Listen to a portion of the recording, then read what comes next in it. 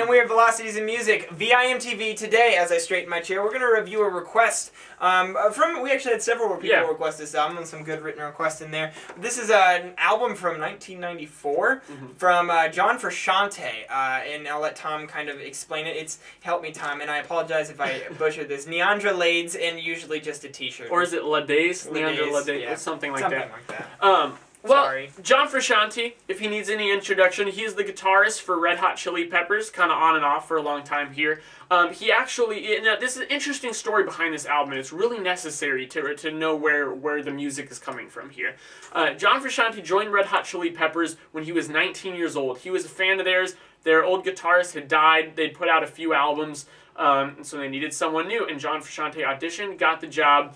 They came out with, I believe, what album was it? Mother's Milk. Mother's Milk first. He was on that album. It got pretty good. Got him a little bigger. And then Blood Sugar Sex Magic came out. And it just made them just superstars. Right. And John Frusciante was this young guy. He had just kind of joined the band. He didn't have as much experience as the other guys. And he just could not handle it mentally. He kind of had a little bit of a breakdown, went into kind of seclusion, and recorded this album when he was, like 23 years old.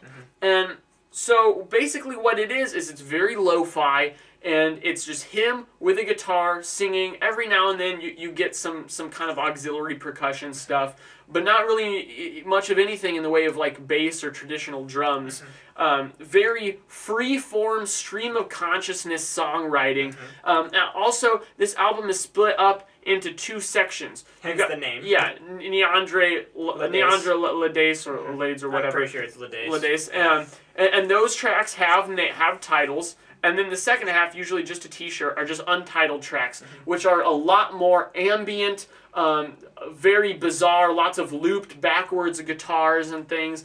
But generally, I mean, the guitar... down. Yeah, the guitar work on this album is really incredible. I mean, I think this solidifies his place as a great guitarist much more than anything he's done with the Chili Peppers, just because this is so much more adventurous and so unique. It's very much so, and I'm probably stealing this from someone. Someone out there has said that this is a mix of Syd Barrett and Captain Beefheart, and I could totally see that. But the difference is that Captain Beefheart's sound relied so much on the gruff vocals and the craziness and the drums, the bass, and the interplay. This is just the guitar aspect. This is all guitar driven, and in both sides, in both styles here. Because what's cool is, here you have this one idea and concept of the stream of consciousness songwriting, and the one time period that he recorded this in. Actually, it was kind of like two, but it was actually very close to each other. But it's all the same kind of thought process and style, where it's this guitar driven, which makes sense, being that John Frusciante is Rolling Stone's like 17th guitarist of all time, which they hated this album, so I don't get it.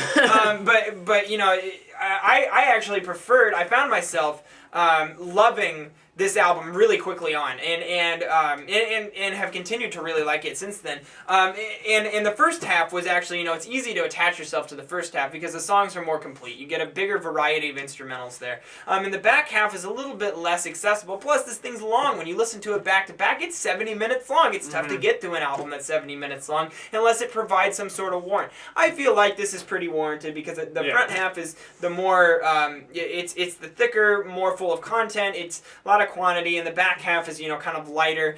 The songs are shorter. You roll through it a little bit faster, and but you get some of the catchier guitar lines since it's stripped. The sound is so stripped down on the back half, and I really like some of the Untitled tracks. Now, which ones I like, I don't know off the top of my head, but they're Untitled, so you'll probably like several of them because there's some cool ideas going on there. And then I think that the one song that really captured me, and these evocative lyrics, and I mean, and just a precursor, we haven't talked about Frusciante's vocals here at all. Yeah. His vocals are all over the place. And this is going to be always heralded as a drug album. He was clearly doing a lot of drugs when he did this, and that's okay. That's okay. Now Tom and I will come out and say we do not do drugs. We stay away from drugs. That's just kind of our style.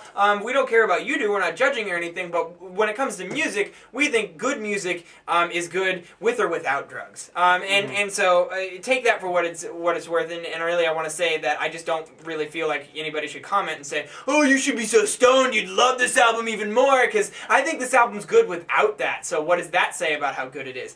Just wanted to make that point. But you know, you have these vocals that are, you know, sometimes he's singing and sometimes he just starts screaming, like he's just high-pitched screaming and shrieking at you. And then these crazy stream of consciousness lyrics, which one of them that really caught my mind and was also a track title, track 10, Your Pussy's Glued to a Building on Fire. How evocative is that? I mean, the imagery that you get there is just...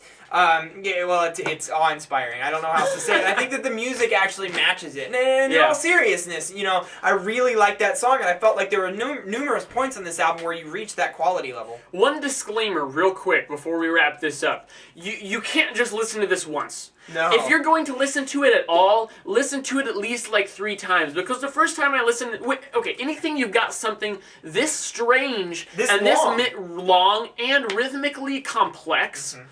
to the point of just having rhythmic oddities and strange things going on, you have to listen to it more than once, because the first time you listen to it is just going to be just so you can even try and wrap your head around what sound the artist was going for. I found that first time I listened to this, I was like, what the hell is this? I don't know if I can give this anything above a 60.